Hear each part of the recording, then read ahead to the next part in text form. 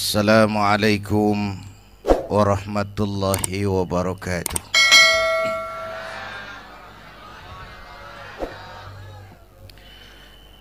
Alhamdulillahi wa kafa. Wassalatu wassalamu ala sayyidina Muhammadinil Mustafa wa ala alihi wa ashabihi ahli sidqi wal wafa, amma ba'du. Saudara-saudara, sekarang ini banyak orang bisa memberi contoh, tapi sedikit orang bisa menjadi contoh. Ngasih contoh mah gampang, jadi contoh susah. Karena beliau manusia. Laqad ja'akum rasulun min anfusikum. Kalau kambing disuruh nyontoh ayam, yang nyuruh nyontoh kagak punya pikiran.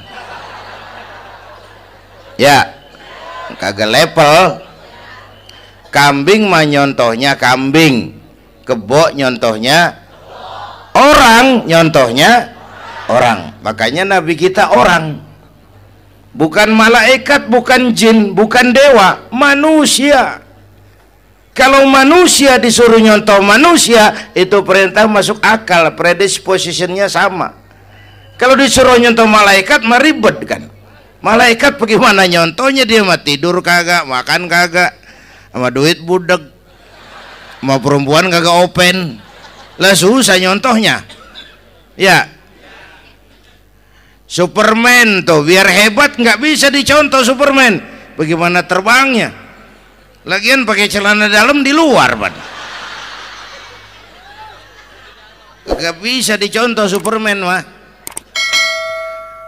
Nabi kita manusia utuh, cuman sungguh pun manusia, kualitasnya beda. Ini namanya basyarun la kal basyari. Manusia memang, tapi jangan samain, bobot bibitnya beda. Contoh, kita nih manusia, kita tidur. Nabi kita manusia, beliau tidur. Tidur Nabi, tidur mata doang, hatinya nggak pernah tidur. Tuh bedanya sama kita tuh. Tidur kita keblek, asal tidur habis-habisan. Lagi, kita manusia, kita keringetan. Nabi kita manusia, keringetan. Keringet Nabi harum wangi, bau minyak kasturi, zaman belum ada parfum. Keringet kita udah rasain aja masing-masing dah, jangan pakai dikebet udah.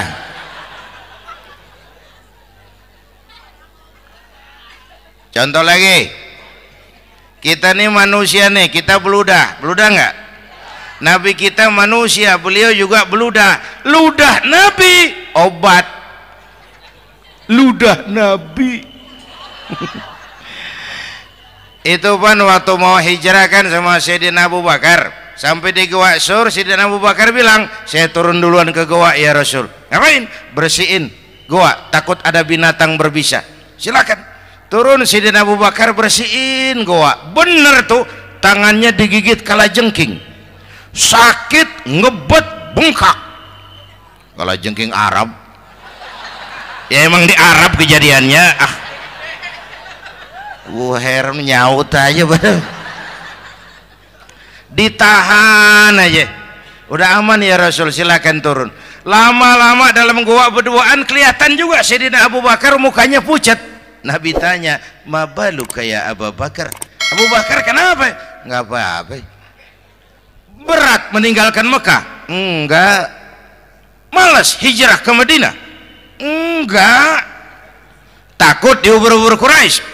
Orang kata enggak, itu mah enggak. Loh, kenapa muka kamu pucat? Tangan digigit kalajengking. Ngapa nggak ngomong dari tadi? Saya nggak mau nyusahin Tuhan ya Rasul. Biar saya tahan, asal jangan nyusahin Tuhan. Ah, jangan begitu kau. Sini tanganmu, diambil sama baginda Nabi. Bismillahirrahmanirrahim. Cuh, diludahin, ringkes, sembuh saat itu juga. Ludah Nabi. Pengen tahu kita yang ludahin, bengkak campur koreng.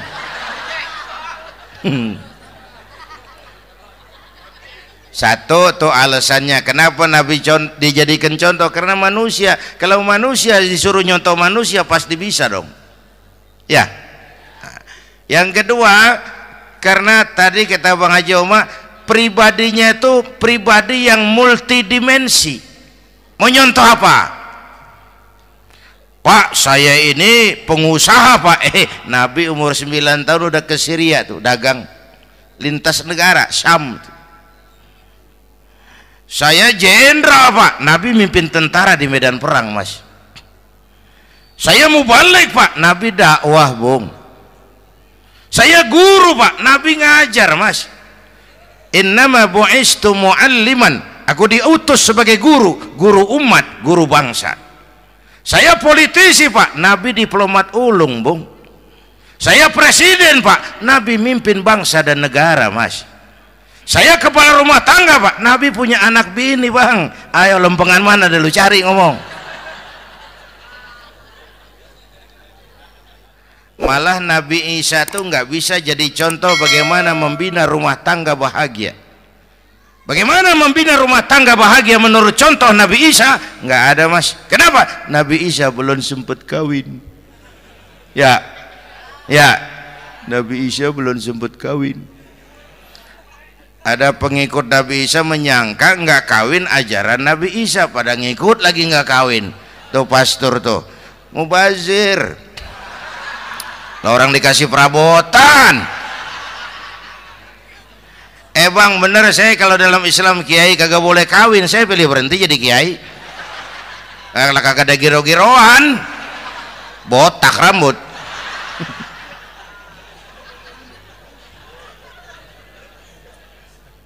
Makanya Bang Haji Oma cerita poligami saya girang banget tadi. Bukan yang ngomong ahlinya soalnya.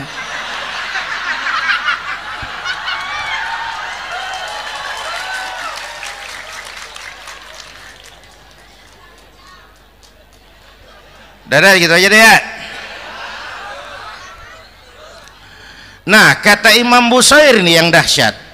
Ka'annahu wa huwa fardun fi jalalatihi fi askarin hina talqahu wa fi hashami. Sepertinya kehebatan Rasulullah itu sama, baik sendiri maupun di tengah tentara. Artinya begini, orang hebat banyak, tapi yang hebat di mana-mana susah nyarinya.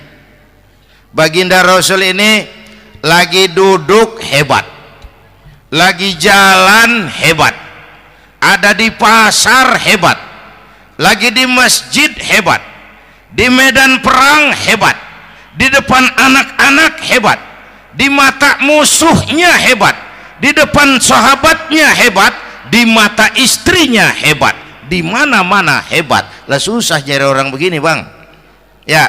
Kita mah hebat juga setempat, di kantor hebat, sekantor orang diomelin di kantor, pulang ke rumah dikeplak sama bininya diem aja.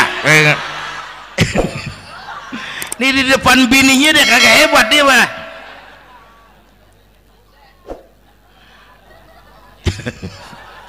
Oke, lalu kalau begitu soalnya apa yang mau kita contoh? Saya sampaikan 3 aja. Pertama, Nabi kita ini tokoh yang sejak kecil udah ditempa kesusahan. Bu,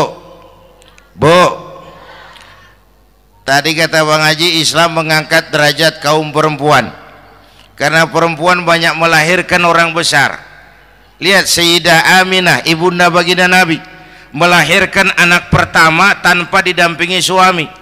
Meninggal suaminya, sedih hatinya, remuk perasaannya, tapi tegar jiwanya. Dilahirkannya bayi bernama Muhammad, diasuhnya penuh kasih sayang, diantarnya menjadi orang besar dan memang dibesarkan oleh Allah. Itu contoh tuh Bu. Bilangin anak-anak tong bocah, Nabi ngangon kambing tong. sekolah tong jadi orang gede, baba lu tibang tamat SD lu sarjana lu, baba lu cuman jadi RT lu jadi camat lu, biarin malu baba lu pala jadi kaki, kaki jadi pala, asal lu terus sekolah. Bu, anak sekolahin, gelang doang digedein lu. Nih kan kita Betawi no pendidikan ngentengin banget kotaan, udah dong jangan tinggi-tinggi sekolah udah. Ngapa mak? Bawa lu kagak sekolah hidup no. Hidup dong pun jamu monyet juga hidup. Bu, anak sekolahin.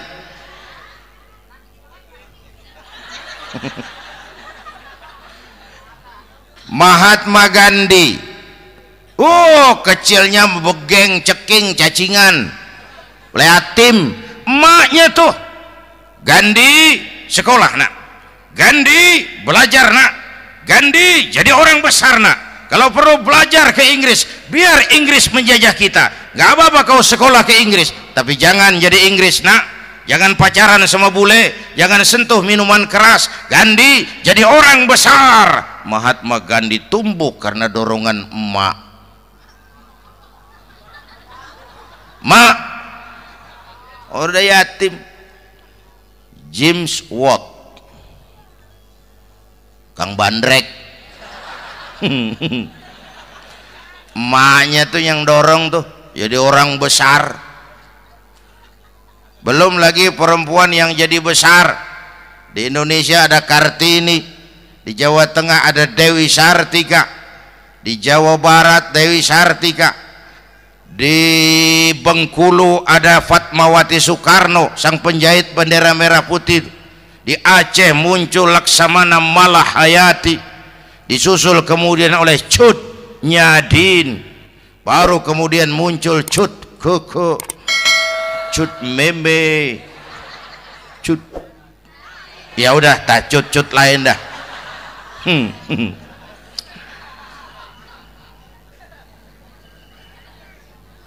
Nabi ke remajanya nggak dikolokin, tegar, tahan bantingan, nggak cengeng. Begini bang, kalau bahasa kita nih, bahasa Betawi nih, orang mah bang kalau udah biasa susah ketemu susah nggak kaget udah. Ya kita Betawi kan masuk udah nukangin. Susah mulu. Saya santri nih biasa makan kangkung, datang ke rumah temen dikasih kangkung, makanan gue ini mat, dikasih daging ayam lah nambah, emang apa? Orang mah kalau biasa susah enak nggak kagetan. Saya santri biasa tidur di masjid, disuruh nginep di hotel lah pules nggak? Tapi yang biasa tidur di hotel suruh nginep di masjid encok. Makanya kemarin tuh waktu menteri-menteri baru dilantik tuh saya ngarepin tuh mudah-mudahan nih menteri ini begitu dilantik bacaannya nawaitu sauma ghadin. Lu pada niat puasa dulu dah, entaran. Puasa kan bukan kagak boleh, nunda doang, nunda puasa mah. Tempe boleh maghrib, tahu boleh maghrib, air kelapa boleh maghrib. Lu menteri pada mau naik mobil mewah boleh ntar kalau ekonomi udah mendingan, rakyat udah pada legaan napasnya. Ya sebab apa? Itu duit buat mobil para menteri kan duit negara, duit negara kan duit rakyat, duit rakyat kan duit gue juga, itu ada di situ. Gue bayar pajak. Sayangnya kebanyakan pejabat kita asal dilantik aja bacaannya Allahumma lakasumtu, niat buka puasa. Orang buka puasa kan kemaruk apa jadi gares ya. Bu, jadi benar Islam mengangkat harkat, derajat, martabat kaum perempuan. Kata Bang Haji Umar tadi, dengar nggak tuh? Waktu Nabi ditanya, ya Rasul, siapa yang paling harus saya taati di dunia? Ibumu. Setelah itu ibumu. Setelah itu ibumu. Setelah itu bapakmu. ibu 3 kali disebut, bapak coba pikirin, ibu 3, bapak 1 bapak. Ini bagaimana ngitungnya, jadi kerok begini nih ngitung nih.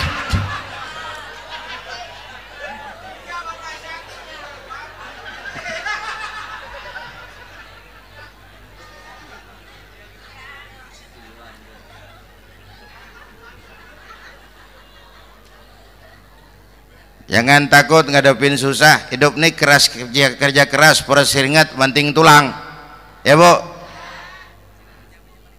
Satu. Yang kedua, contoh dari Nabi, orang yang paling bersih hatinya Rasulullah, orang yang paling baik akhlaknya Rasulullah, orang yang bahkan sudah dapat jaminan ampun dari segala dosa Rasulullah. Tapi orang yang kalau sholat malam sampai bengkak kakinya karena rajin sujud Rasulullah. Aspek ibadah apaan?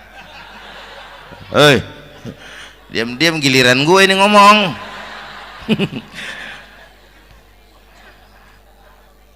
Lo ngomong lagi udah gue pulang. Canda neng. Udah gantian ya. Ya, apaan urusan? Orang yang dosanya udah dapat jaminan ampun, kalau sholat malam bengkak kakinya karena rajin sujud. Saya tahu di sini juga banyak yang kakinya bengkak. Semurat. Oke. Kira-kira 3 minggu yang lalu saya menghadiri haul akbar Syekh Maulana Malik Ibrahim di Gresik, haul ke-609. Dari situ saya ke Surabaya ikut zikir sama keluarga besar Tarbiyatul Qulub. Waktu zikir saya terkejut, ada kalimat yang dibaca ratusan kali menyentak perasaan saya. Kalimatnya sederhana, kita hafal, yaitu kalimat ana Abdullah. Dibaca ratusan kali, ana Abdullah, ana Abdullah, ana Abdullah, ana Abdullah. Buat saya itu menyentak karena memperteguh komitmen saya hamba Allah, saya hamba Allah. Ah, itu mah Pak Zainuddin kan biasa, itu mah kita semua juga hamba Allah. Betul. Ayo kita bikin luar biasa. Saya mau tanya, bapak ibu hamba Allah apa bukan? 3 orang. Ibu hamba Allah apa bukan? Hamba Allah. Kata siapa? Nah, kata ibu sendiri. Kalau kata sendiri pan namanya pan ngaku. Ya, orang ngaku mah boleh dong, tiba ngaku namanya juga ngaku. Cuman diakuin apa enggak kita pan belum tahu. Ngaku mah murah, diakuin mahal. Ya, yang gampang dah. Ibu kenal sama Presiden SBY? Kenal. Presiden SBY kenal sama ibu? Lo ngaku, lo ngaku.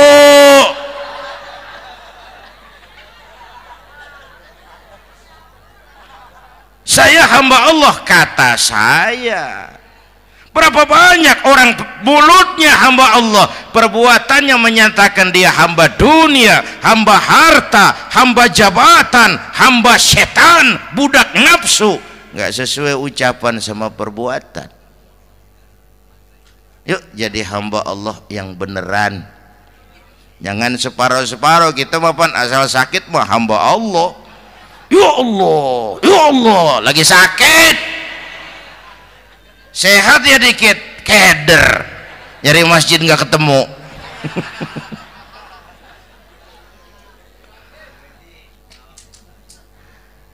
Apalagi kata Bang Haji tadi nih, kita nih kan zaman entertain nih, orang pada pintar bikin bungkusan sekarang Bang, ya.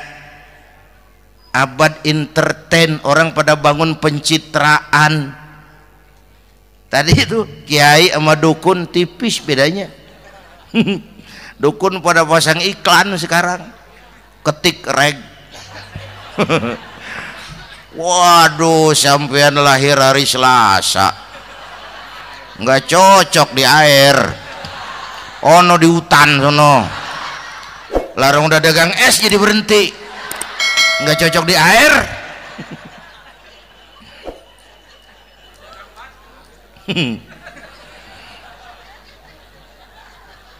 Bu, di zaman nih siapa pakai apa, siapa mau jadi apa kagak urus nih. Bapak Ibu hadirin yang saya hormati, dan masyarakat kita ini kayak daun kering. Tahu daun kering? Gampang dikumpulin, susah diikat, berisik, gampang dibakar. Tuh daun kering. Penyakitnya kutil, kurang teliti, cepat heran, gampang kagum. Cepat heran, gampang kagum. Dulu ada tuh satu hari tabrakan di jalan kenceng, buah, korban jatuh belepotan darah, dikerubungin orang banyak. Datang wartawan mengambil gambar dari dekat, susah, orang banyak bener ngerubung. Cari akal nih wartawan, tolong saya dikasih jalan ke dekat korban. Orang nengok semua, saudara siapa? Saya bapaknya korban, katanya. Dia ngaku bapaknya korban. Ya orang minggir semua, minggir, ini ada bapaknya korban. Orang minggir semua, dia maju ke depan korban. Sampai di depan korban, pucat mukanya tuh wartawan. Kenapa? Yang ketabrak anak monyet, Pak. Dia udah kedongan ngaku bapaknya korban.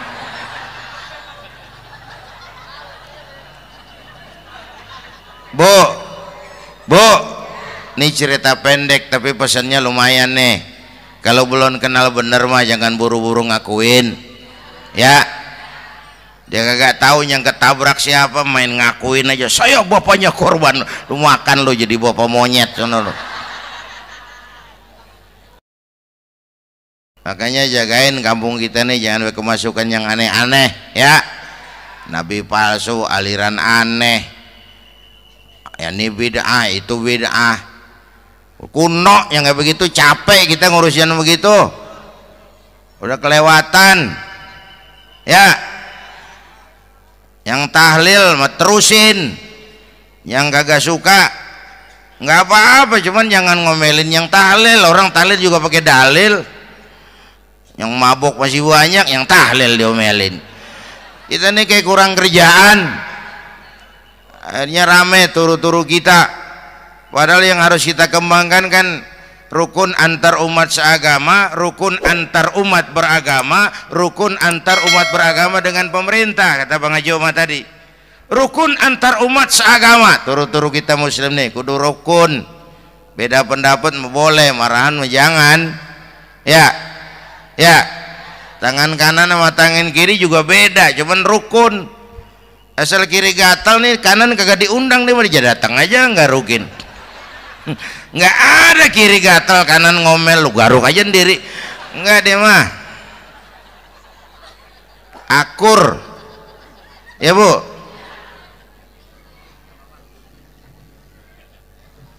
Yang kedua rukun antar umat beragama. Islam ini rahmatan lil.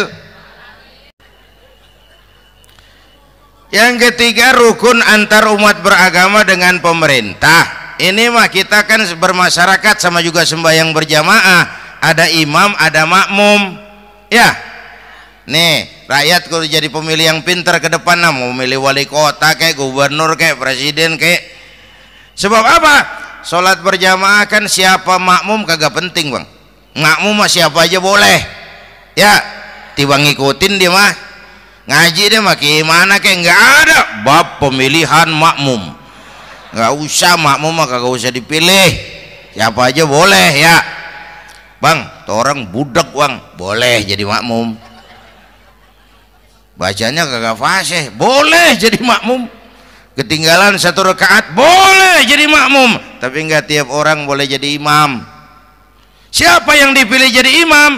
Pertama, a'lamuhum, kata Nabi. Orang yang paling alim di kampungmu siapa? Angkat jadi imam yang paling alim. bukan yang paling tua. Tua juga kalau kejemur kisut.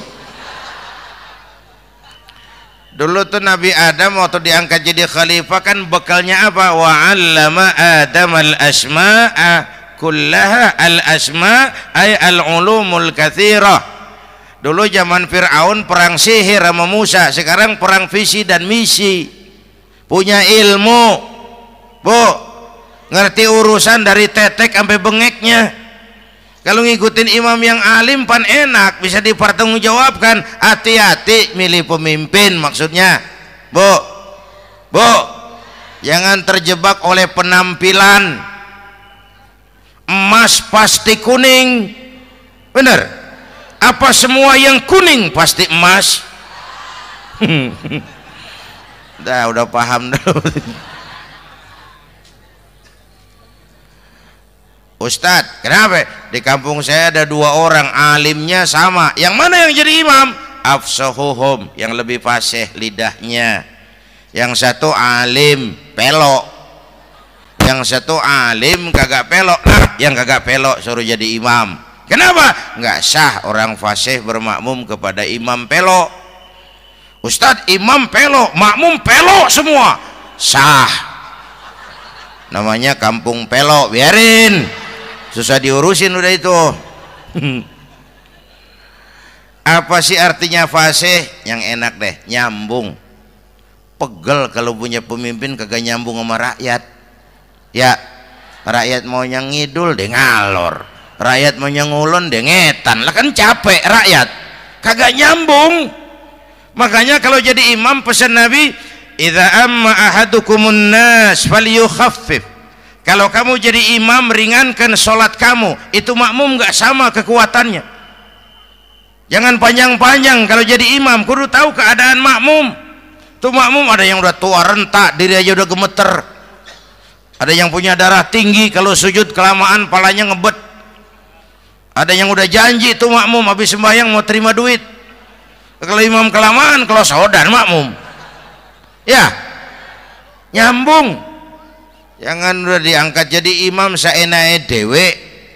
Salat isya berjamaah, rakaat pertama selesai Fatihah Yasin. Makmum ikut mengikut, cuman bari ngancem. Besok gua tawiatin balik lagi udah. Kagak nyambung. Kalau nggak nyambung tuh capek, Bu. Jangan tersenyum kepada orang buta, jangan berbisik kepada orang tuli. Kagak nyambung. Orang buta diajak senyum, bagus sih maksudnya, cuman kan rada mubazir. Orang kagak paham. Cari pemimpin yang nyambung. Kalau memang masyarakatnya suka tahlil, cari pemimpin yang suka tahlil. Rakyatnya suka maulid, cari pemimpin yang suka maulid, supaya nyambung, kagak pegel kita.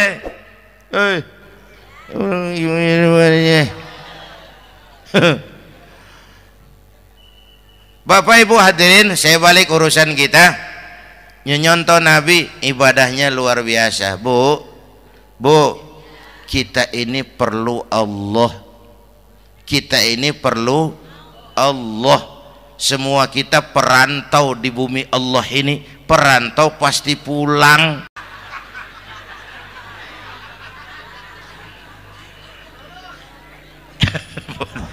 Bolot, bodoh kalau ada perantau, dia sadar dia perantau tapi nggak pernah mikirin pulang. Lebih bodoh lagi mikirin pulang tapi nggak nyiapin bekal. Yang tadi Bang Haji Omah udah bilang tuh, muda mati. Ya, kadang-kadang engkongnya seger banget, cucunya mati. Ya, perantau mah mesti pulang. Sini mah kita ngendon doang, ngendon taran. Mula-mula pan Bang, kita mah tinggalnya jauh di alam arwah. Dari sana pindah ke alam rahim, alam kandungan emak nih. Pernah tinggal di situ 9 bulan tuh. Ada yang 2 tahun, yang keluar udah kumisan. Kelamaan ngetemnya itu. Dari sisi ini mau pantas, ibumu, bapakmu karena alam rahim fisik dan psikis emak lebih capek dari kita bapak.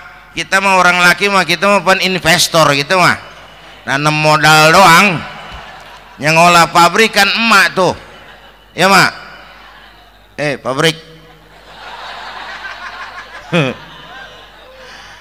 Anak-anakku remaja pemuda yang hadir, masya Allah, emakmu, emakku, emak kita semua nih, dari mulai ngidamin kita udah kita seksa nih emak nih, dari mulai ngidamin kita udah kita seksa emak nih, muntah nggak urus.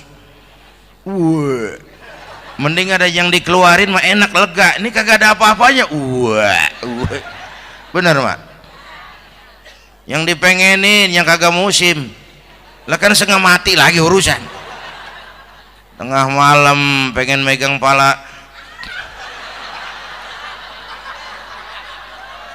kereta, lu jorok bener lu, gue heran.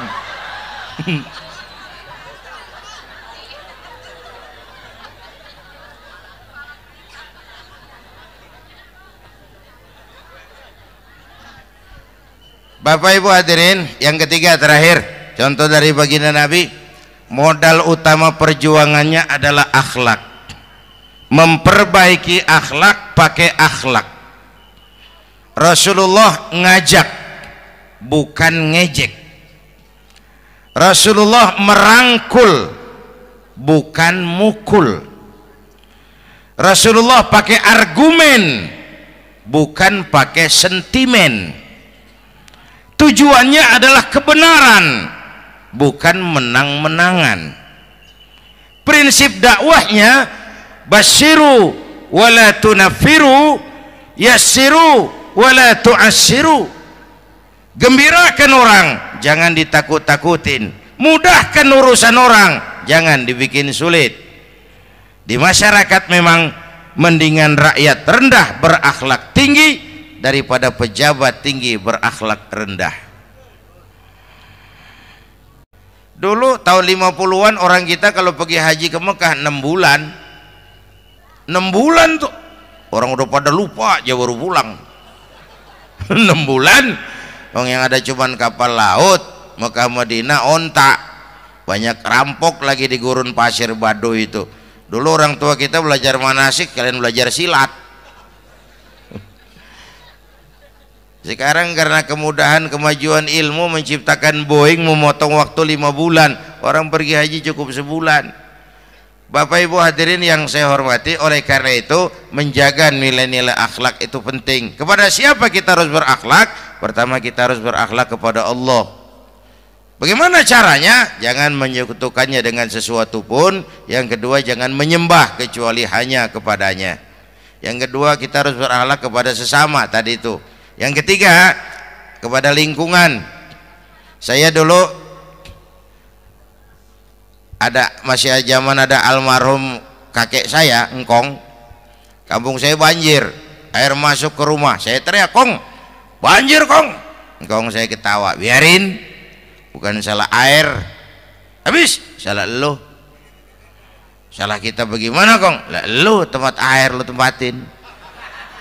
Yang punya tempat datang ya kagak ngerti, ini tempat gua, ini di sini nggak pada lo, lah banjir. Engkong saya nggak makan bangku sekolahan, tapi wise Pak. Air kan bukan musuh, air kan temen kan kudu punya tempat. Lalu kagak punya tempat, pantas kemana dengan ayam, banjir. Ya, dulu saya remaja ngaji babul istinja, kiai ngajar makruh buang air kecil di tanah berlubang. Saya tanya, kenapa makruh Kiai? Pertama, untuk alasan kesehatan. Siapa tahu di lubang yang kamu kencingi ada gas beracun. Kalau tidak Kiai, kalau tidak maka artinya melindungi binatang yang ada di dalam lubang.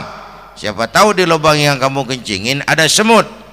Sedang rapat membahas laporan Susno Duaji. Apa dosanya lalu mati dikencingin? Ini namanya rahmatan li semut. Saya mau bilang alam sekarang tidak seramah dulu karena kita juga nggak ramah sama alam.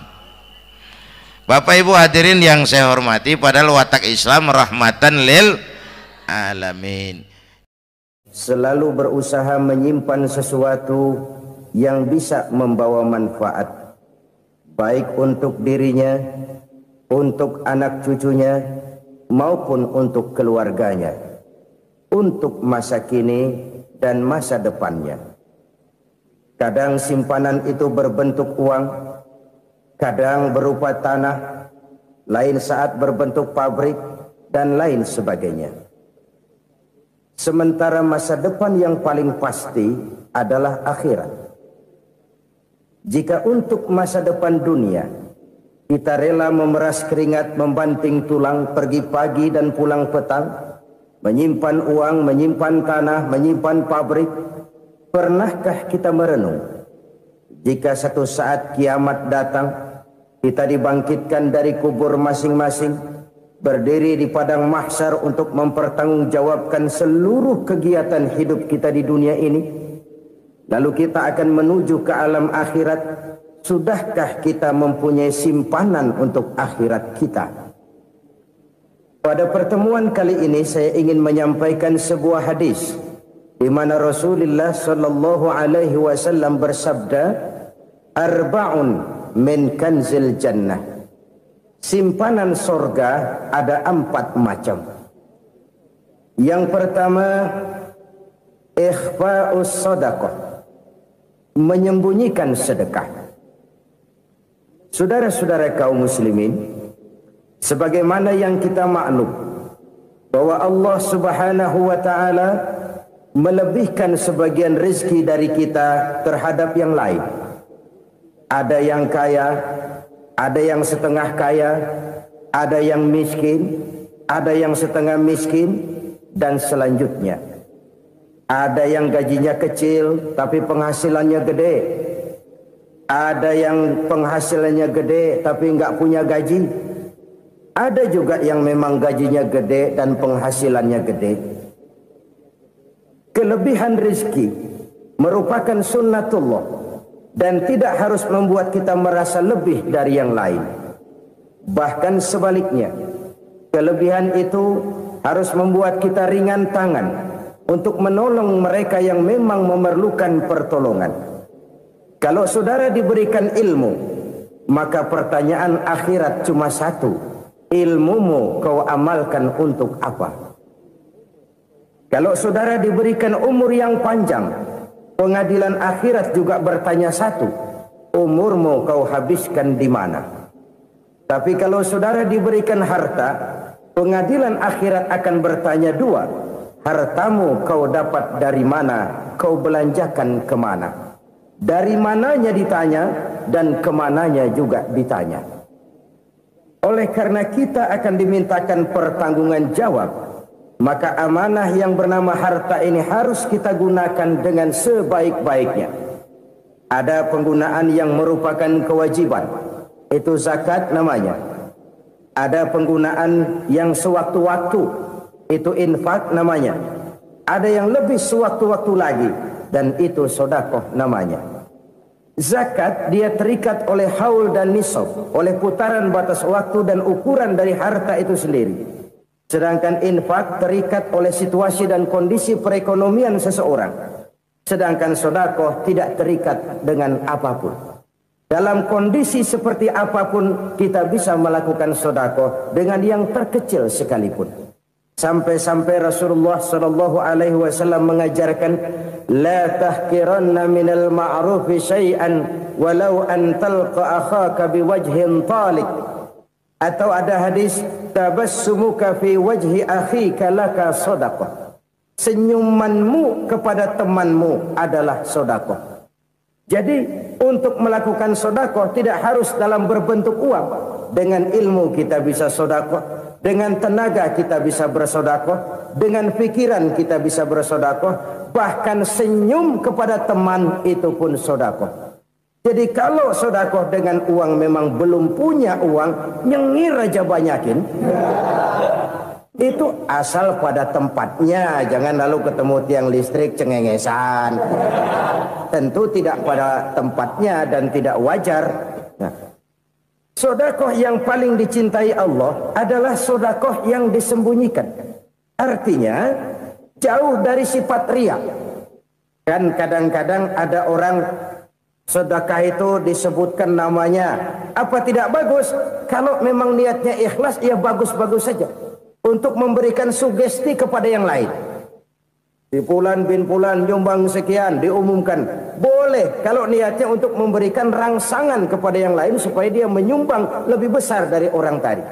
Tapi kalau itu mendatangkan riya, maka sedekah yang paling dicintai Allah adalah sedekah yang disembunyikan. Tangan kiri saja tidak tahu apa yang diberikan oleh tangan kanan. Sedekah yang dilakukan dengan ikhlas akan merupakan perbendaharaan surga, tersembunyi dari pandangan orang lain, tidak seorang pun tahu. Karena memang sikap yang baik adalah melupakan kebaikan dan mengingat kesalahan. Itu salah satu ciri orang bahagia. Orang yang selalu mengingat kesalahannya dan berusaha melupakan segala kebaikannya. Kalau dia akan berada kebaikan, dia tidak bisa ikut, dia merasa rugi karena dia merasa belum pernah berbuat baik. Tapi kalau akan melakukan kesalahan baru, dia ingat kesalahan yang sudah-sudah, sehingga terhalang baginya untuk melakukan satu kesalahan baru. Demikianlah saudara-saudara, bahwa Allah melebihkan rizki sebagian kita dari yang lain, agar terjadi tolong-menolong dalam kehidupan ini. Jadi kesenjangan yang nature, kesenjangan yang alami, itu sunnatullah. Ada yang kaya, ada yang miskin, ada yang kelas menengah. Nah, kenapa lalu sekarang kita berusaha mengentaskan kemiskinan? Oleh karena adanya kesenjangan struktural. Kalau yang kaya bisa semakin kaya, kenapa yang miskin tidak bisa naik jadi ikut sedikit kaya? Sebab pada dasarnya Islam adalah agama yang sejak turunnya sudah berupaya memerangi kemiskinan. Bahkan dikatakan kemiskinan itu mendekatkan kepada kekufuran. Orang kalau miskin udah dekat banget sama kafir. Gampang menjadi kafir. Berapa banyak saudara-saudara kita yang oleh karena soal perut, oleh karena soal materi, terpaksa meninggalkan dan menanggalkan akidahnya. Menjual petunjuk yang diberikan Allah dengan kesenangan dunia yang cuma sebentar ini. Na'udzubillah, thumma na'udzubillah. Jadi makin kita sembunyikan satu sedekah, semakin banyak perbendaharaan kita di surga. Sedekah yang paling dicintai Allah adalah sedekah yang disembunyikan. Malahan ada seorang sufi, dia punya kebiasaan kalau pergi sholat Jumat dia bawa uang, itu uang dia taruh di bawah tikar masjid. Dia niat sedekah kepada siapa saja yang nemuin itu duit. Maksudnya apa? Supaya yang nemuin nggak tahu siapa yang punya duit. Demikian dia saking ingin menyembunyikan sedekahnya. Karena sifat riya itu bisa memakan amal kita sendiri. Riya itu termasuk menyebut-nyebut kebaikan kita. Orang yang suka nepuk dada, sedikit-sedikit ngitungnya kalau nggak gua. Tuh kalau nggak gua tuh. Tuh yang belas itu kalau nggak gua, kalau nggak gua. Iya kalau nggak lu kenapa emang? Orang yang suka menepuk jasad. Tuh biasanya memang begitu saudara-saudara.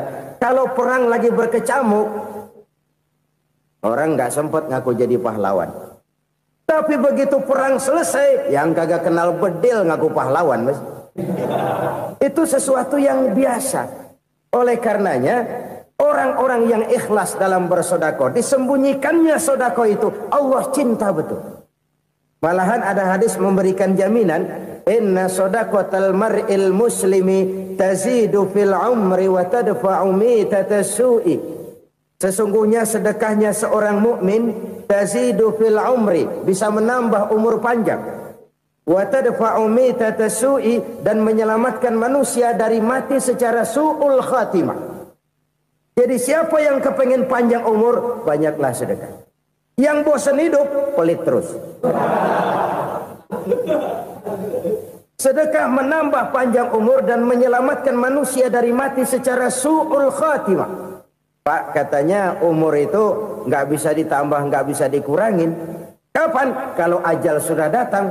Wa idza jaa ajaluhum la yastakhiruna sa'atan wa la yastaqdimun. Kalau ajal datang tidak bisa dimajukan, tidak bisa dimundurkan. Itu kalau ajal sudah datang. Tidak bisa lagi umur ditambah dikurangi, sudah datang. Tapi kalau belum datang, itu kan haknya Allah. Mau ditambah, mau dikurangi, hak prerogatif Allah. Sebagai pencipta manusia, Allah maha kuasa dan maha mampu. Sedekah ini menambah panjang umur dan menyelamatkan manusia dari mati secara su'ul khatimah. Orang mati kan sama ya, kondisinya mati, nggak nafas. Tapi hakikat mati kan lain-lain. Ada yang mati itu husnul khatimah, baik akhirnya. Misalnya lagi ngaji mati, lagi sholat mati, lagi sedekah mati. Ini yang dinamakan dengan husnul khatimah, baik di akhirnya. Sebaliknya ada yang su'ul khatimah, jelek di akhirnya. Ini yang jadi catatan akhir.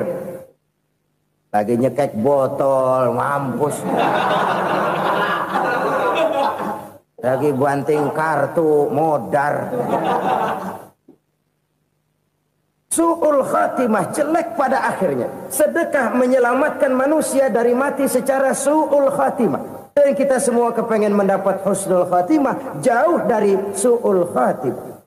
Oleh sebab itu yang bisa menyelamatkan kita dari penyakit itu antara lain adalah sedekah yang disembunyikan, yang dikerjakan dengan ikhlas karena Allah, tidak karena kepengen dipuji orang, tidak karena ingin dikatakan orang pemurah. Sebab orang dermawan itu orang yang memberi tanpa harus diminta. Kalau masih harus diminta, ya belum dermawan namanya, masih harus diminta. Kalau nggak diminta ya tulus, lolos, polos. Saudara-saudara kaum muslimin rahimakumullah. Harta adalah amanat dan akan kita pertanggungjawabkan.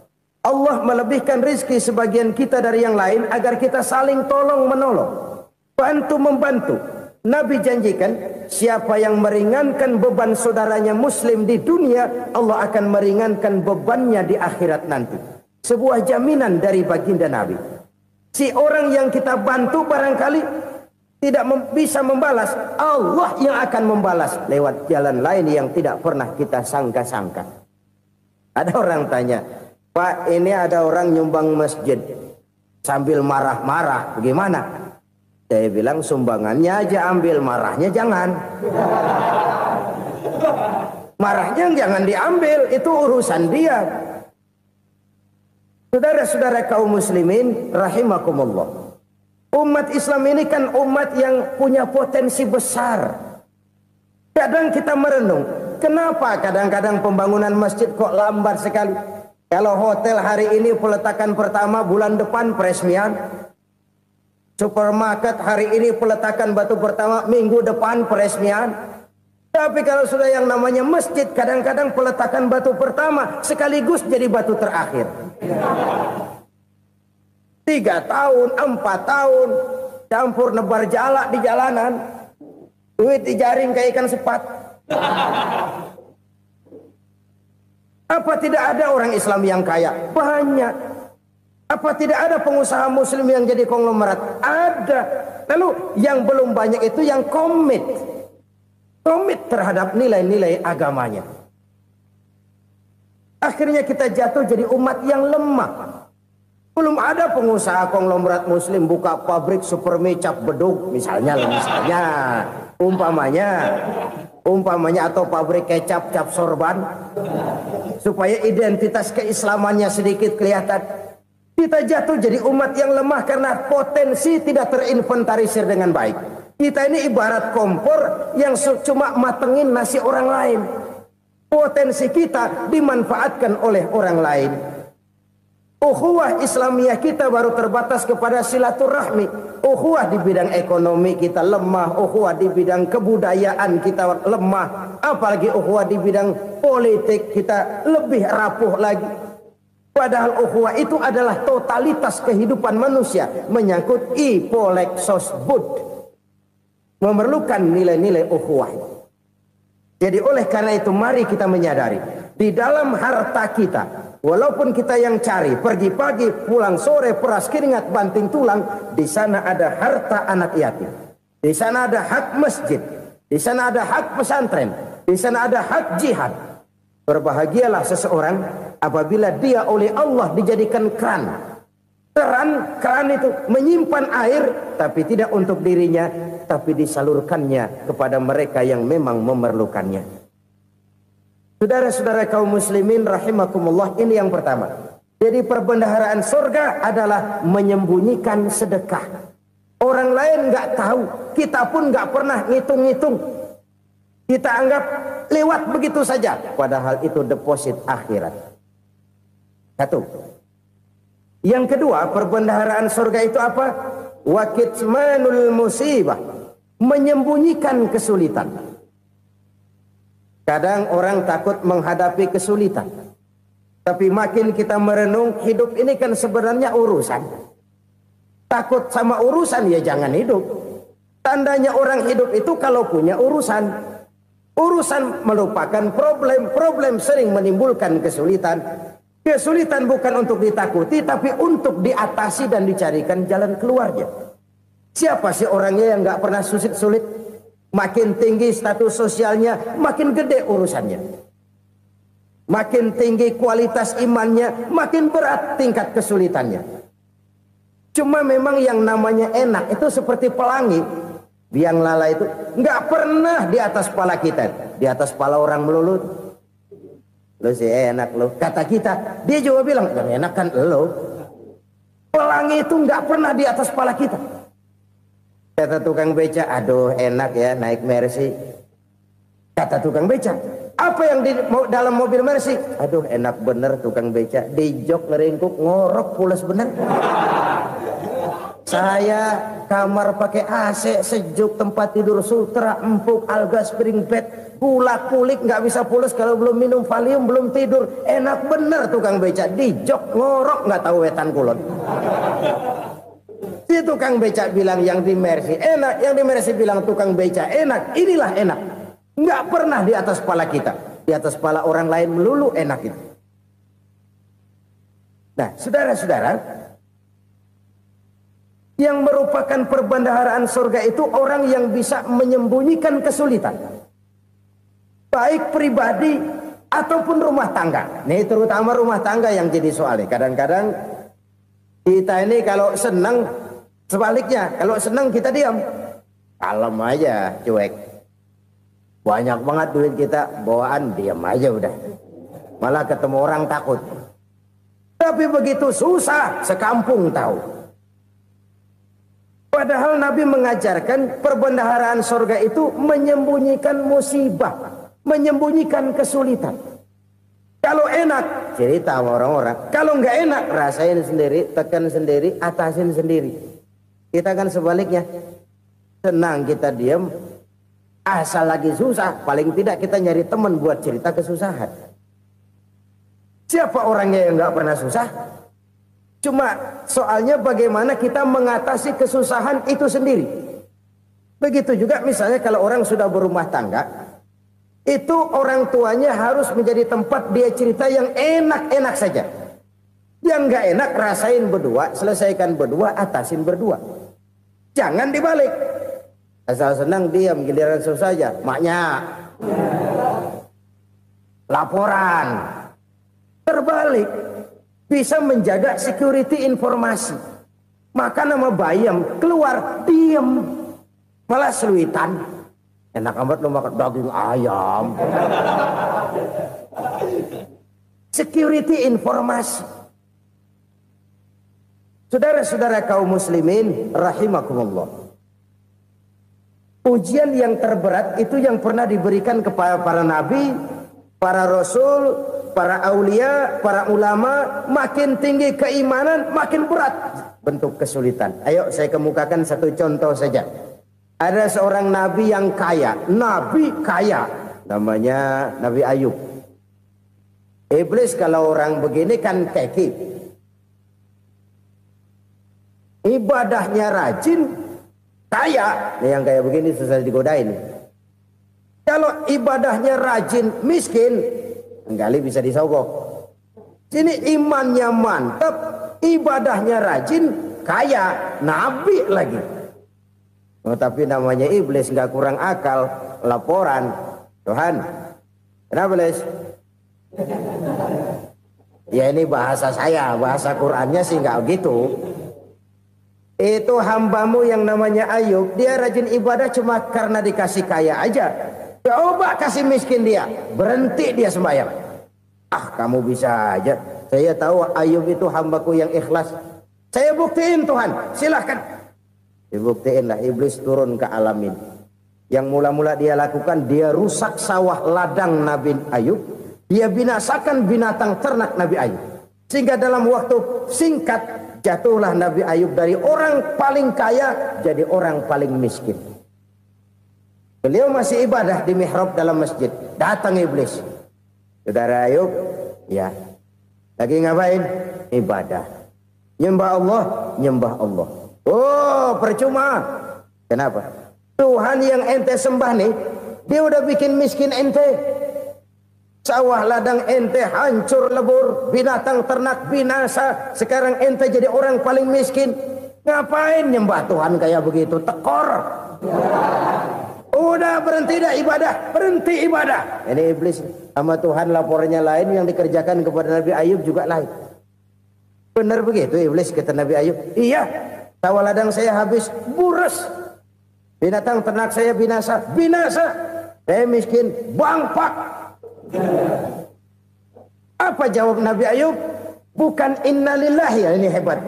Alhamdulillahillazi a'tani wa akhza minni.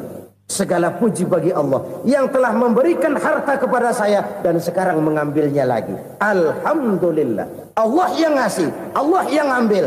Itu mah urusan Allah. Iblis cuman ibadah jalan terus, sujud lagi Nabi Ayub. Iblis seleher gondok banget. Dasar Nabi nggak mempan dia apa-apain. Miskin malah alhamdulillah. Allah yang ngasih, Allah yang ngambil. Jadi kalau kita tidak komit, kita tidak terikat kepada kaya, miskin, senang, susah, apa yang bisa bikin kita susah? Jadikan kekayaan, kemiskinan, jadikan senang, susah sebagai anak buah yang bisa kita atur. Jangan kekayaan ngatur kita, jangan kemiskinan ngatur kita. Kita yang harus mengatur mereka. Senang, susah, kaya, miskin, bahagia, sengsara, jadikan itu anak buah yang bisa kita atur. Kalau sekarang kita kaya, lain saat boleh jadi kita miskin, semiskin-miskinnya. Allah yang ngasih, Allah yang ngambil. Tenaga mana yang bisa menghalangi? Ibadah jalan terus. Iblis makin gondok. Dasar Nabi loh. Akhirnya apa? Nabi Ayub dikerjain, diberikan penyakit. Demikian fatal penyakitnya. Bayangin, udah miskin sakit. Masya Allah. Miskin sakit. Sakitnya nggak lama, kira-kira 16 tahun. Istrinya 3, 2 mental minta ceraiin. Ngerawatin laki bengek begini. Senang belum tentu, susah udah pasti nih. Cerai aja, cerai dah. Cerai. Tinggal satu Siti Rahmah yang setia menemani beliau. Sesetia-setianya hati perempuan. Satu saat Siti Rahmah bilang, "Bang, iya, abang kan Nabi bang. Lalu namanya Nabi kan doanya jarang meleset bang. Maksud kamu minta kenapa sih sama Tuhan biar abang sembuh baik dah bang?" Siti Rahmah, iya.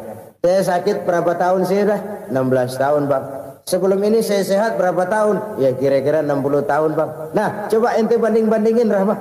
Saya dikasih sehat 60 tahun. Dikasih sakit 16 tahun. Sudah nggak sabar. Mau doa kepada Allah minta sembuh. Saya malu. Malu kepada Allah. Diuji dengan yang luar biasa seperti ini. Tidak mengganggu stabilitas kehambaannya. Dia tetap menghamba kepada Allah subhanahu wa ta'ala. Saudara-saudara kaum muslimin rahimakumullah. Kunci menghadapi kesulitan itu apa? Allah jelaskan dalam satu ayat, wa basyiris sabirin alladzina iza asabathum musibah qalu inna lillahi wa inna ilaihi raji'un. Gembirakan orang-orang yang sabar. Siapa mereka itu? yang apabila mendapat musibah mereka kembali kepada keyakinan dasar segalanya dari Allah dan segalanya akan kembali kepada Allah. Ini konsepsi dasar dari sikap muslim dalam menghadapi berbagai kesulitan. Segalanya dari Allah, segalanya akan kembali kepada Allah. Kalau ini sudah kondisi dasarnya, maka kita akan lapang menghadapi kenyataan bagaimanapun pahitnya. Apakah itu namanya miskin, apakah itu namanya sakit, bahkan maut sekalipun. Maut sekalipun. Segalanya dari Allah, segalanya akan kembali kepada Allah. Ini sikap hidup, bukan sekedar ucapan. Kita kadang-kadang menjadikannya sebagai ucapan. Mulutnya sehingga berhenti, innalillahi wa inna ilaihi rajiun, tapi nangisnya terus gerung-gerungan.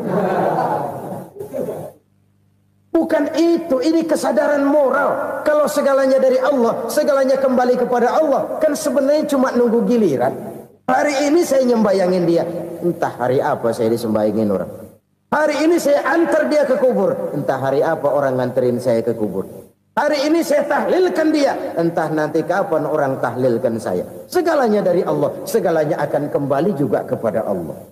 Oleh sebab itu saudara-saudara, kesulitan bukan untuk ditakuti. Kesulitan justru untuk diatasi, dicarikan jalan keluarnya. Dan tidak ada orang yang tidak pernah mendapat kesulitan. Tidak ada. Semakin tinggi status sosial, semakin tinggi kualitas keimanan, semakin besar juga tingkat kesulitan. Hanya saja bagaimana cara kita mengatasinya. Dan Al-Quran menyatakan, inna ma'al usri yusra. Di balik kesulitan itu pasti ada kemudahan. Roda itu berputar. Karena itu Rasulullah sallallahu alaihi wasallam mengingatkan kepada kita, ta'arraf ilallahi firraha ya'rifka fisyiddah. Ingatlah kepada Allah di waktu kamu senang, supaya Allah ingat kepada kamu di waktu kamu susah. Kalau waktu senang kita ingat kepada Allah, kita susah, Allah tidak akan meninggalkan kita. Tapi kalau waktu senang kita jauh dari Allah, sujud tidak sempat, dengan masjid jauh, ketika senang kita lupakan Allah. Nanti begitu kita susah, Allah lupakan kita. Dan itu menyakitkan. Oleh karena itu orang-orang tua kita dulu bilang, kalau lagi sehat ingat-ingat lu bakal sakit nanti. Kalau lagi kaya ingat-ingat satu saat kita bakal jatuh miskin. Bahkan kalau lagi muda ingat-ingat kita bakal tua. Dan yang terpenting kalau lagi hidup ingat-ingat kita bakal mati. Saudara-saudara kaum muslimin rahimakumullah. Jadi yang kedua yang merupakan perbendaharaan surga, menyembunyikan musibah. Saudara-saudara kaum muslimin rahimakumullah. Hal ketiga yang merupakan perbendaharaan surga adalah wasilatur rahmi. Orang yang suka bersilaturahmi. Sebagaimana yang kita maklum bahwa manusia adalah makhluk yang disebut zon politika. Makhluk sosial yang tidak mungkin hidup sendiri-sendiri. Betapa dan siapapun kita memerlukan orang lain. Bodoh betul manusia kalau tinggal di tengah masyarakat tapi tidak mau bermasyarakat. Merasa hebat sendiri, pinter sendiri, gagah sendiri, kaya sendiri. Mungkin kalau mati juga ngubur sendiri. Jangankan kita di sini, di sorga saja Nabi Adam waktu sendirian bengong melulu, mondar mandir. Allah tegur dam sepi dam. Ya ini kalau bahasa saya. Iya Tuhan sepi ini nggak ada coret-corekan pisan ini. Diciptakan Siti Hawa baru anteng Nabi Adam. Itu di sorga.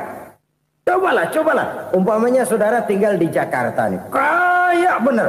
Apaan aja di Jakarta punya saudara dah. Jembatan Semanggi ambil. Monas, Buntel bawa pulang. Hotel-hotel ambil semua. Cuman tinggal di Jakarta sendirian, apa enaknya? Betapa dan siapapun kita perlu orang lain. Tidak ada seorang pun yang bisa memenuhi kebutuhan hidupnya secara sendiri-sendiri. Nah, Islam telah menyelamatkan manusia dari ras diskriminasi. Mengikat manusia dengan persaudaraan yang berlandaskan kepada akidah. Karena itu dianjurkan bersilaturahmi. Bahkan Nabi menyatakan, man arada ayyubsata lahu fi rizqihi wa yunsa'a fi atharihi falyasil rahimah. Siapa yang kepengen diluaskan rezekinya dan dipanjangkan usianya, banyaklah ia bersilaturahmi. Siapa yang kepengen dimudahkan rezekinya, hendaknya ia banyak bersilaturahmi. Kalau banyak teman, kesulitan kan paling tidak ada tempat cerita. Udah susah, sendirian kita pikirin diri, nggak ada tempat tukar pikiran. Cepet banget sama bengek. Dilawan sendiri. Nah, secara makro kita bisa berkata, tidak mungkin ada kemenangan kalau tidak ada kekuatan. Tidak ada kekuatan kalau tidak ada kesatuan dan persatuan. Tidak mungkin ada kesatuan dan persatuan tanpa semangat silaturahmi. Kalau umat Islam mau menang, dia harus kuat. Kalau umat Islam mau kuat, dia harus bersatu. Kalau umat Islam mau bersatu, dia harus membudayakan silaturahmi ini. Bahkan sampai-sampai kata Nabi, kalau bisa cari nilai tambah. Apa? Silman qata'ak. Bersilaturahmilah kau kepada orang yang marah denganmu. Masya Allah, indahnya ajaran agama kita. Orang yang marah pun kepada kita, kata Nabi, kalau bisa bersilaturahmilah kepadanya, kepada orang yang marah itu. Di situ nilai tambah. Cuman jujur nih hadis, ngucapinnya gampang, ngamalinnya yang berat banget. Orang marah sama kita, kita disuruh silaturahmi. Ada apa malu? Lu marah, ada gua marahan lagi. Tunggu pikirin. Saudara-saudara kaum muslimin rahimakumullah. Tapi ini yang diajarkan, bahkan ini yang dicontohkan oleh baginda Rasul. Bagaimana begitu mudah, misalnya satu saat Abu Jahal ini ngatur strategi bagaimana bikin Muhammad celaka. Dia gali lubang di depan tempat tidurnya. Dia tutupin daun korma. Terus dia panggil seseorang, ke sini. Kasih tahu Muhammad, pamannya sakit keras, minta ditengokin. Berangkat orang ini ke sana. Muhammad, labbaik. Pamanmu sakit keras, dia minta ditengokin. Baik, saya akan datang menjenguk beliau. Berangkatlah Nabi ke rumah Abu Jahal tanpa prasangka apapun. Abu Jahal udah pasang setil, selimut 3 rangkap setengah dipakai. Persis kayak orang meriang. Tapi sembari ngintip dari balik selimut, begitu Muhammad buka pintu, nah, masuk perangkap nih. Muhammad jalan menuju tempat pembaringan. Makin lama makin dekat, makin lama makin dekat. Makin dekat ke lubang yang dipasang oleh Abu Jahal itu. Dalam hati Abu Jahal, terus dah jatuh, mampus dah lo ini. Mampus lo hari ini nih. Apa yang terjadi? Malaikat Jibril datang. Muhammad, pamanmu cuma pura-pura sakit. Di depan tempat tidurnya ada lubang perangkap supaya kamu jatuh ke situ. Sudah, kamu pulang. Balik kanan Nabi. Sudah hampir jatuh ke lubang, balik kanan, pulang. Bayangin kecewanya Abu Jahal. Muhammad dikit lagi, Muhammad dikit lagi. Enggak paman, saya pulang aja. Emosi bangun dari tempat tidur, enggak sadar kalau lagi pura-pura sakit. Lompat ngejar Nabi, dia lupa dengan lubang yang dia gali. Serak, nyemplung sendiri ke dalam lubang.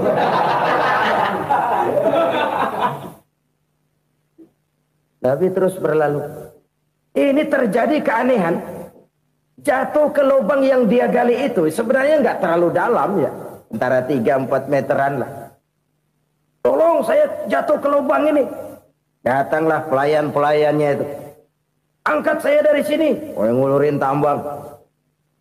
Satu gulung, belum juga nyampe itu tambang. Kurang, beli lagi ke warung. Sambung, ulur lagi, nggak juga bisa sampai.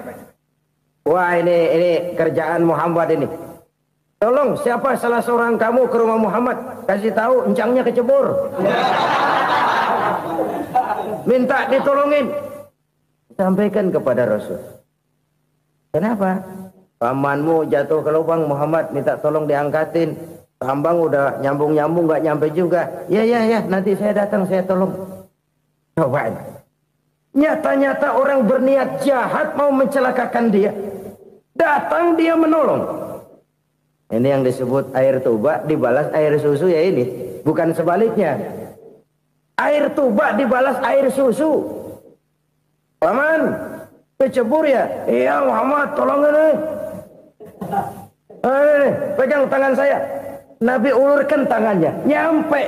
Dipegang oleh Abu Jahal. Diangkat ke atas. Sampai atas. Apa kata Abu Jahal? Sihirmu memang hebat Muhammad. Udah ditolongin dikata sihir.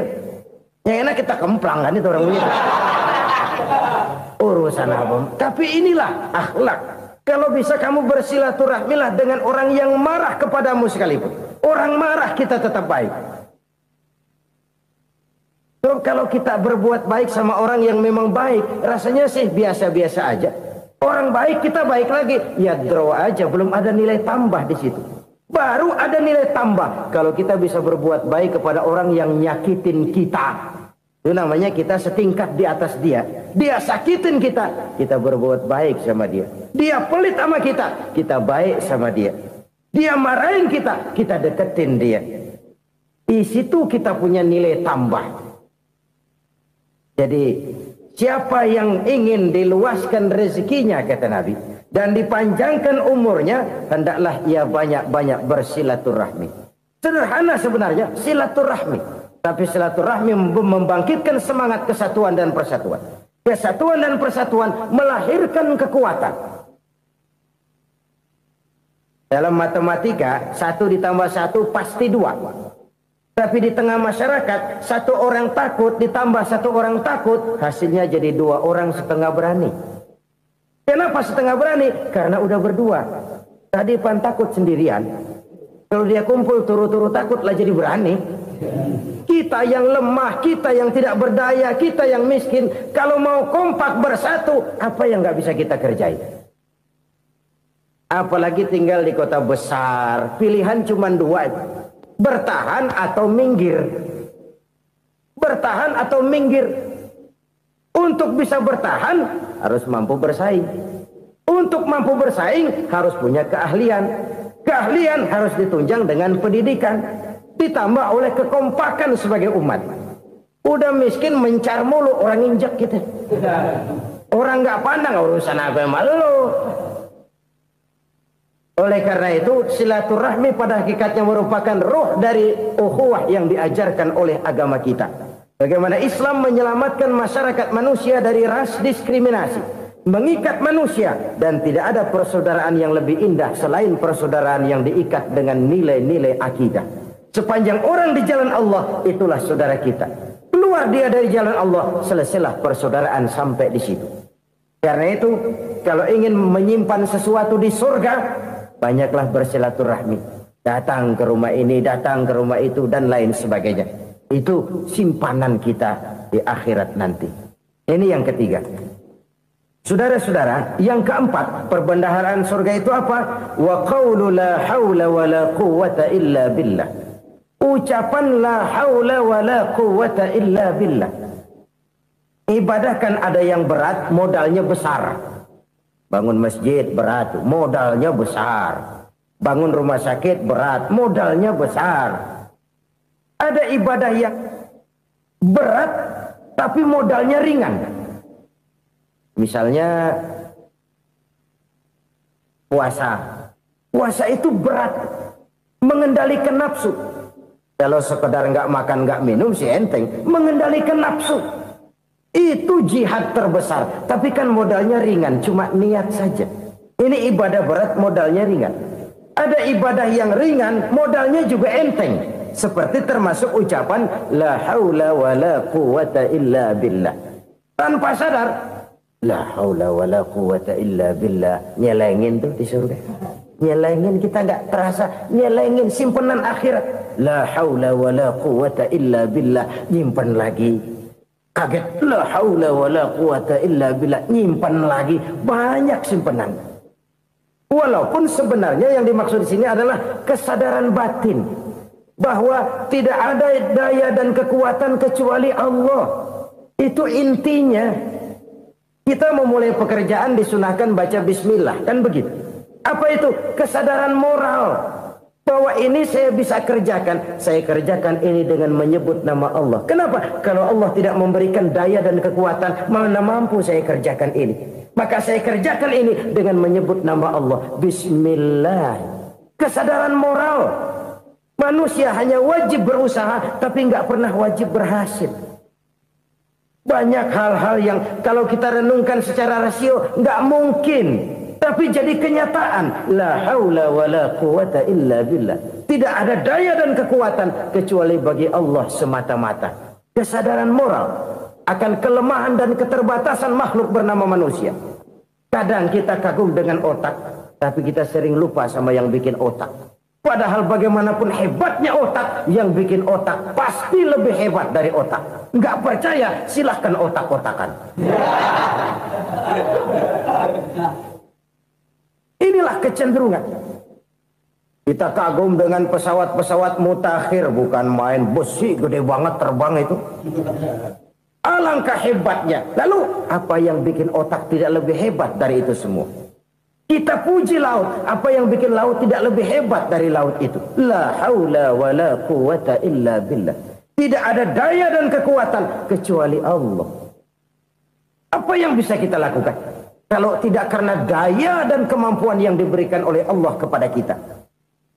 Lahirlah sikap tawadu, rendah hati, tidak melonjak menjadi angkuh dan sombong, sadar akan kelemahan dan keterbatasan diri. Sebagai makhluk yang diciptakan oleh Allah Subhanahu wa ta'ala. Jadi satu sisi ini ucapan yang berpahala, la haula, jadi wiridan.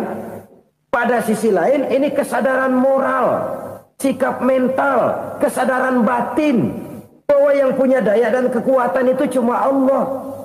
Kita nggak pantas untuk sombong, sebab sombong itu pakaiannya Allah. Kita nggak sedang pakai pakaian Allah, kegedean. Dan makin kita renungi, makin terbentur. Apa sih yang bisa kita sombongin? Kita mau sombong apa? Kaya? Pintar? Itu kan semua relatif. Di atas langit masih ada langit lagi. Jadi oleh karenanya, marilah kita menyadari. Manusia hanya wajib berusaha, tapi tidak pernah wajib berhasil. Yang berusaha saja tidak wajib berhasil, apalagi yang tidak berusaha. Islam bukan agama orang pemalas yang selesai sholat lalu ngelohom, nggelenggem ayem-ayem. Tapi Islam bukan agama orang sombong yang setelah berusaha lalu tidak memerlukan Allah. Kita bisa saja bikin proyeksi, tahun sekian kita bakal panen besar menurut perhitungan otak. Tapi ada kejadian lain. Apa? Tikus ngambek.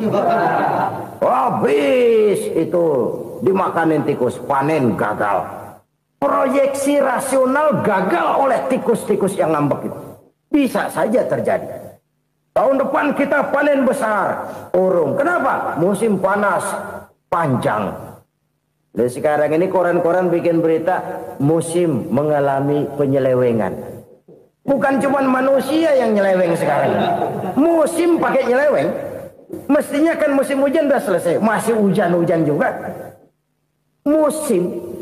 Nah sekarang kita boleh bikin proyeksi. Kita bakal panen besar. Tahu-tahu musim panas panjang.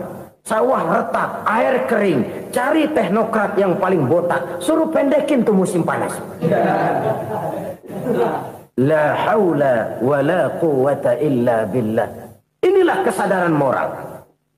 Saudara, saya teringat satu saat ada seorang konglomerat. Umurnya ya kira-kira 70-an.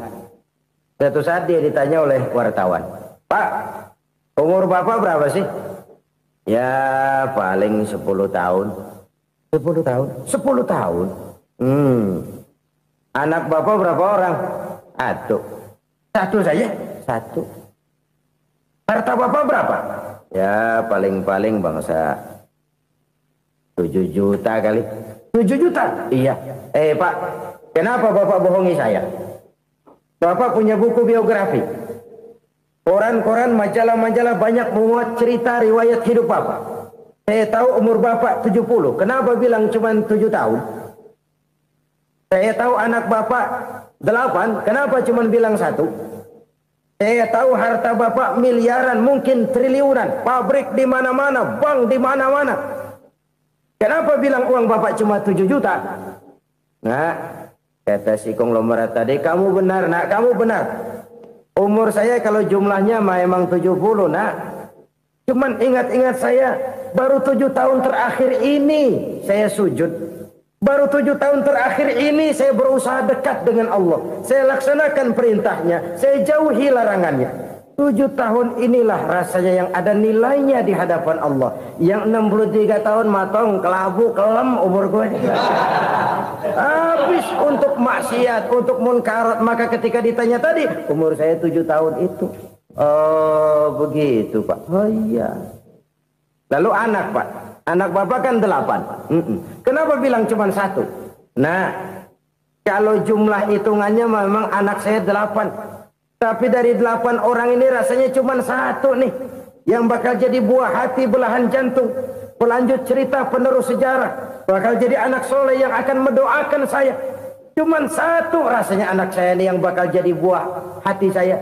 Besar-besaran saya. Yang akan mendoakan di kubur saya. Yang akan mendoakan di akhirat saya.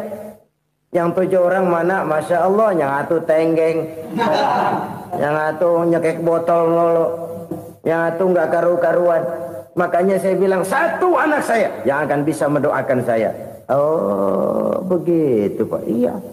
Nah harta Pak, harta bapak kan triliunan, pabrik bapak di mana-mana, uang bapak hampir di tiap bank-bank besar. Kenapa bilang cuma 7 juta? Betul kau nak. Harta saya kalau jumlahnya memang miliaran, triliunan mungkin. Tapi yang saya ingat baru 7 juta tuh yang saya belanjakan di jalan Allah. Saya nyumbang masjid, saya santuni yatim piatu, saya bantu pembangunan pesantren, saya bantu pembangunan rumah sakit Islam. Itu yang akan saya bawa pulang ke akhirat, yang 7 juta itu. Yang triliunan itu nanti akan diperebutkan oleh anak-anak saya sebagai waris saya. Jadi harta saya 7 juta itu yang bakal nemenin saya di akhirat. Yang akan saya bawa pulang jadi teman saya. Saudara-saudara kaum muslimin, jangan-jangan orang tua itu adalah kita-kita ini. Jangan-jangan kita-kita ini adalah orang tua itu. Jangan-jangan itu potret dari diri kita masing-masing. Dari sekian umur yang diberikan Allah, berapa tahun yang ada nilainya di hadapan Allah? Dari sekian anak-anak yang merupakan amanah, berapa yang akan mendoakan kita sebagai orang tuanya menjadi anak soleh? Dari sekian banyak harta yang diberikan Allah, berapa yang akan kita bawa pulang menghadapnya nanti, yang kita belanjakan di jalan Allah? Ini sebuah potret kehidupan. Karena itu kita kembali kepada la haula wa la quwwata illa billah. Kita wajib berusaha, kita wajib berikhtiar. Selebihnya, segala daya dan kekuatan hanya milik Allah saja semata-mata. Satu kesadaran batin dari setiap pribadi muslim. Setelah ia berusaha dan berikhtiar, ia menyerahkannya kepada Allah Subhanahu wa ta'ala. Jadi, satu sisi ini merupakan wiridan ucapan yang mengandung pahala. Pada sisi lain, ini merupakan sikap batin dari seorang muslim di dalam ia menghadapi realitas kehidupan ini. Saudara-saudara kaum muslimin, rahimakumullah. Kalau ini kita jadikan satu basis kehidupan, maka ini akan menyelamatkan manusia dari kemungkinan tergelincir menjadi orang yang lupa diri dan lupa darat.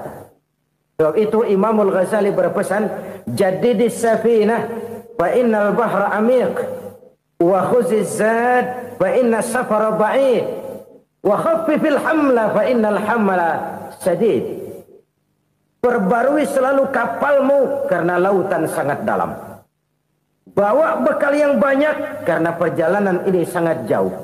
Ringankan beban karena kebanyakan beban akan menyakitkan. Alangkah indah kalimat ini, alangkah dalam makna yang terkandung di sana. Perbarui selalu kapalmu karena lautan sangat dalam. Apa artinya ini?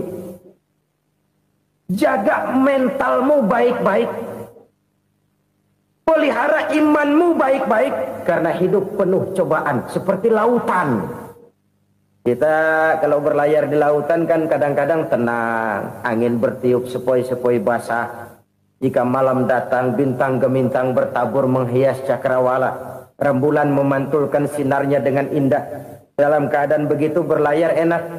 Tapi lain saat ombak menggunung, halilintar menyambar, angin topan bertiup. Berapa banyak sudah saudara-saudara kita yang tenggelam di lautan dunia tanpa sadar bahwa dia belum sampai kepada pantai yang akan dituju. Berapa banyak sudah saudara-saudara kita yang tenggelam di lautan dunia ini tanpa sempat bangkit lagi. Dia menyangka sudah sampai kepada tujuannya. Hati-hati kapal jangan sampai bocor karena lautan sangat dalam. Iman ini jaga baik-baik karena hidup penuh dengan ujian. Wa khuzizat fa inna safar ba'id. Bawa bekal yang banyak karena perjalanan sangat jauh. Saudara mau ke Bandung, bawa duit. Saudara mau ke Surabaya, banyakan lagi duitnya. Saudara mau ke Mekah, gepokan, iketan tuh duit nggak lembaran lagi. Makin jauh perjalanan, makin banyak bekal yang harus kita bawa. Kalau saudara dari Jakarta mau ke Surabaya, kagak bawa duit berangkat juga, itu sih bukan berani namanya, nekat. Sampai Surabaya belum tentu, sengsara di jalan udah pasti. Kenapa? Nggak bawa bekal berangkat. Sama juga kita nih, misalnya belum sempat sembahyang, mati. Waduh, berani banget orang. Belum punya bekal, mati. Sengsara di jalan. Atau bekal tidak cukup. Dari Jakarta saudara mau ke Surabaya, bawa duit 500 perak.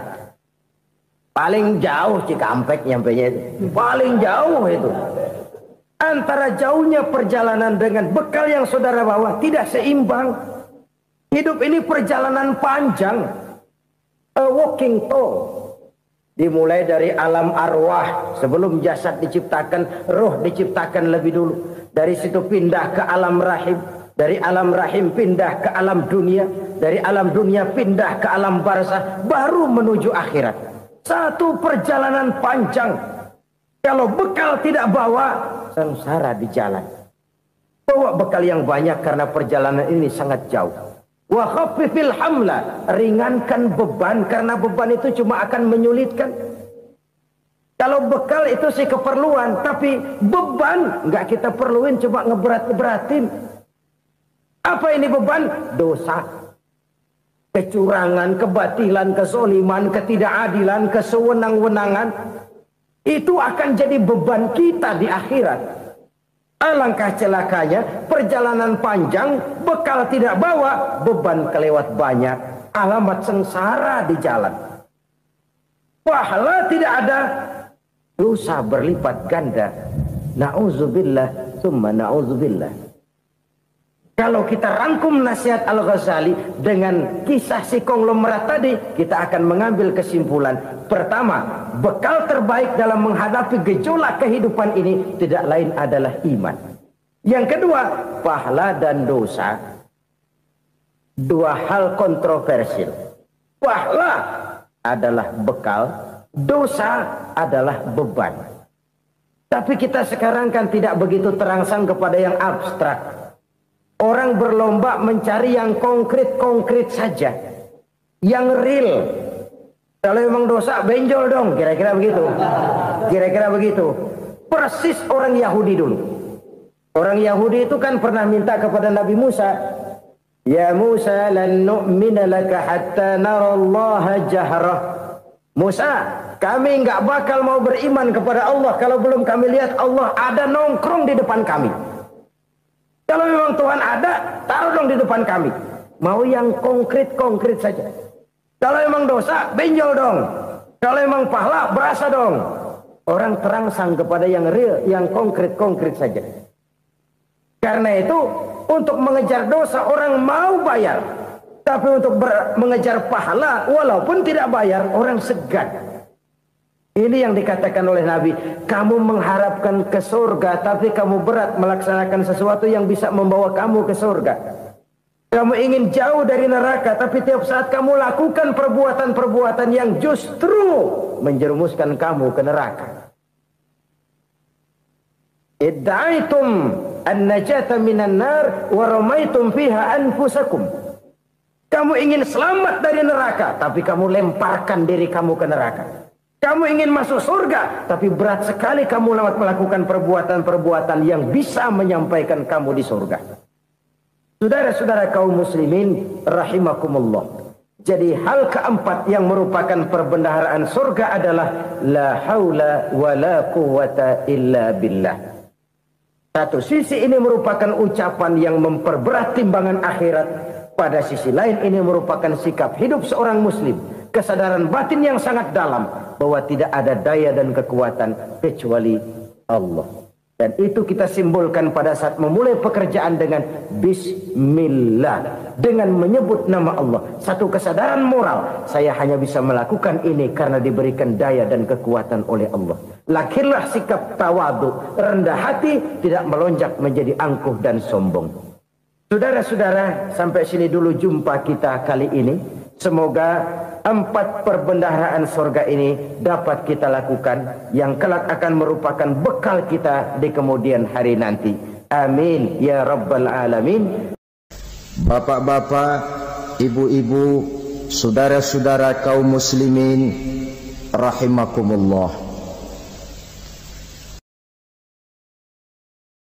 Di dalam kehidupan kita sebagai seorang muslim, minimal 5 kali dalam sehari semalam kita mendengar seruan untuk mendirikan solat yang disebut azan. Ada kalimat menarik di dalam kalimat azan itu, yakni seruan hayya 'alal falah, marilah menuju kepada keberuntungan, marilah meraih kemenangan. Seruan ini adalah kecenderungan dari setiap manusia, apapun warna kulitnya. Artinya, setiap orang dalam hidup selalu ingin meraih dan mencari kemenangan. Kemenangan akan melahirkan kepuasan batin, dan kepuasan batin memberikan kebahagiaan. Sedangkan kekalahan melahirkan penderitaan batin, dan penderitaan batin menjerumuskan seseorang di dalam berbagai bentuk kerugian. Jikalau inilah seruan azan, maka masalahnya ialah apa yang menyebabkan kita meraih kemenangan. Al-Quranul Karim memberikan tuntunan dan ajaran kepada kita bahwa orang-orang yang memperoleh kemenangan itu tidak lain adalah orang-orang yang bertakwa. Hanyalah mereka yang bertakwa kepada Allah Subhanahu wa ta'ala pada akhirnya akan tampil sebagai pemenang. Lalu siapa orang yang bertakwa itu? Dijelaskan dalam awal-awal Al-Baqarah, orang yang bertakwa yang akan meraih kemenangan. Pertama, allazina yu'minuna bil ghaib, yaitu orang-orang yang beriman kepada yang gaib.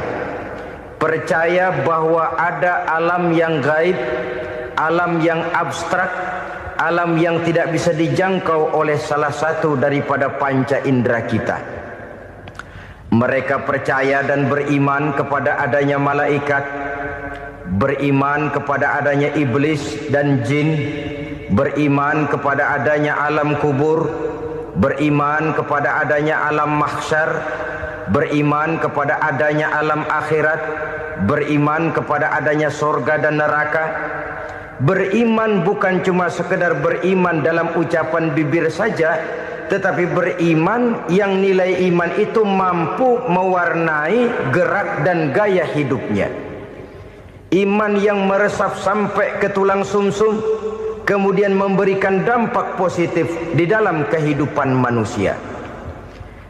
Alam, kita tahu, adalah sesuatu yang selain Allah, dan Allah bukanlah alam. Apapun namanya selain daripada Allah, itu adalah alam. Alam pada hakikatnya terbagi menjadi 2. Ada alam syahadah, alam nyata, alam konkret, alam yang bisa dijangkau oleh salah satu indera kita. Kemudian ada alam ghaib, alam yang tidak bisa dijangkau oleh panca indera kita, alam metafisika, alam abstrak, alam yang wajib kita